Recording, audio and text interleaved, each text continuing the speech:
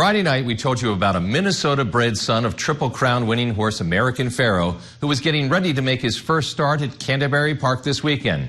Sure enough, Sota King, you see him behind me, entered the 5th race yesterday.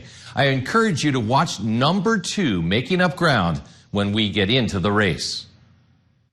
There was a great crowd at Canterbury Park Sunday, many here because of a sun-splashed afternoon and beautiful thoroughbred racehorses. There were some here, though, who came to Canterbury to see one horse in particular. Well, we're out here today because we've heard a lot about Sota King. We knew that he was born in Minnesota, in our region of Minnesota as well.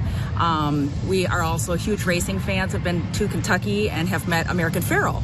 So we obviously want to see the colt of American Pharoah here at Canterbury at home. Jay Nelson is a horse player focused entirely on speed figures. I have a program that I use that basically tells me who the fastest 3 horses are in the race, and he came up as one of the top 3, and therefore he's on my ticket.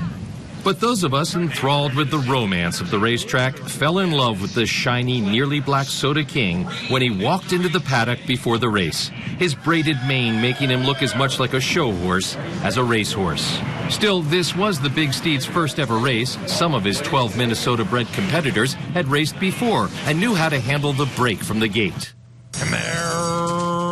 Racing. Sota King had a lousy break and dropped way back in the pack. He had 15 lengths to make up before the 6-furlong test was half over. But he closed like a champ, uncoiling his massive stride to claim 5th place. Thinking, baby, I'm a star. My name is Prince. Nothing compares to you. So Sota King didn't do what a lot of people here in the crowd expected him to do. Still, overall, it does not have to be marked up as a disappointment.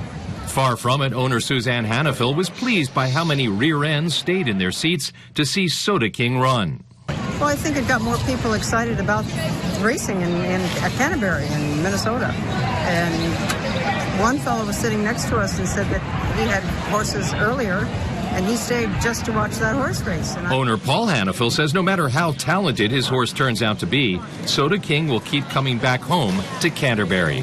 Always nice to race in big races, but we'll bring him back here and let him run here because that's what we want. And if the filled grandstand at Canterbury is any indication, a star was born on Sunday. Now, the horsemen and women I spoke with Sunday at the track are nearly all in agreement. Sota King is going to like running much longer distances than a mere 6.5 furlongs. Stay tuned. The Minnesota Derby is coming up next month.